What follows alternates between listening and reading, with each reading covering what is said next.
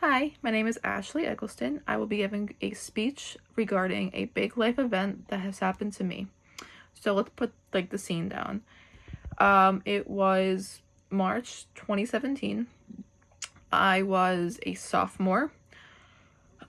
I was a normal person. I would do school. I would be part of the soccer team. I would be a straight A student. But things came and turned things around. So my brother and I got off the bus. And when we got home, my mom and my dad sat us both down. And I knew something was up because, they never did this before. And they announced that my mom was pregnant.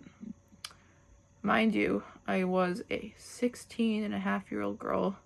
Just came home from school, tired, probably wanting to go to bed, hungry, had to do schoolwork. I was just in shock. Like, what? Why is this happening? I was worried that how it was going to affect my family. I was worried how it was going to affect me personally, and I was worried how it was going to kind of affect outside life, so school and soccer and hanging out with friends. But before learning about this, you have to understand that at the time, my family, it was just the four of us for 16-and-a-half years. My mom hasn't been pregnant since 2002, so she was completely terrified. And the fact that she shouldn't have been able to get pregnant. She had procedures done that should have, wiped her clean, and she should have never become pregnant.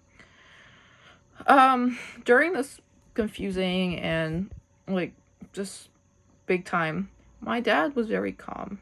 He was calm and collect. And I was just surprised because I'm like, this is, big. This isn't something that's gonna pass. This is a life-changing event. And I kind of took that calm energy and I kind of realized that everything was going to be okay. I realized that, we just got to wait until, see what happens. But at the time, I also felt comfort in the Lord, in my religion. I would go to church every Sunday with my dad and my brother, and I would just pray, and pray. Because I was worried how my mom was going to, come out of the pregnancy. I was worried how my sister was going to be. I was praying to find out why my sister was here. I came to find out she was a miracle. But as months passed and days got closer to, just, days came closer to her becoming pregnant, I was becoming more and more stressed.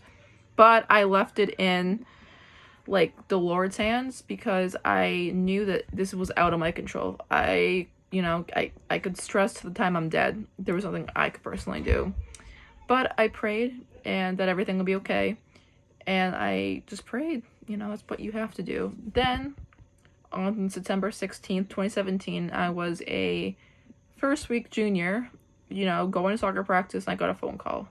And I got a phone call that they think my mom's water broke at work. So she was rushed to the hospital right away. And when they got to the hospital, they determined that it wasn't her water. She was just, she thought it was, so they brought her. But they didn't let her go home. So she was stuck in the hospital for a couple days. But 6-7 days went by, and on September 11th, my sister was born. On September 11, 2017, my sister was born, and she was born 2 months premature. Her name is Michaela Quinn. My brother and I both picked out the name, and my parents liked it, and they stuck with it. This meant that, after she was born, she would be staying at the intensive care unit for, the babies at UMass Worcester Memorial for about 3 or 4 weeks. And I was really, really stressed because I didn't know what was going to happen.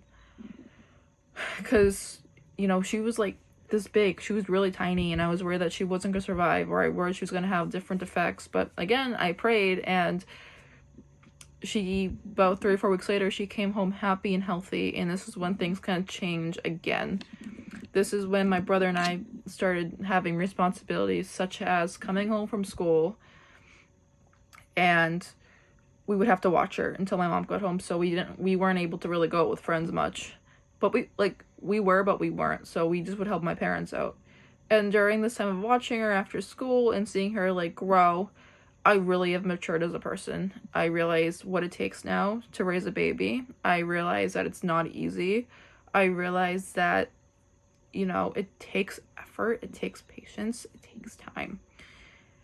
And little funny thing is, like, now, since I've, you know, babysat her, because, like, I love her, when I have my own kids, she'll be able to do the same thing, which is great.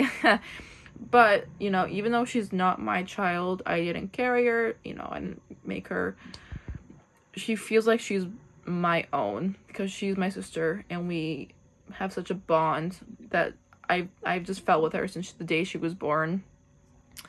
And I look back and it's just amazing. Like, you know, she's here for a reason. She's a miracle baby, which I love. But fast forward 4 years now. She's 4. She turned 4 last Saturday. She's doing great. She's healthy.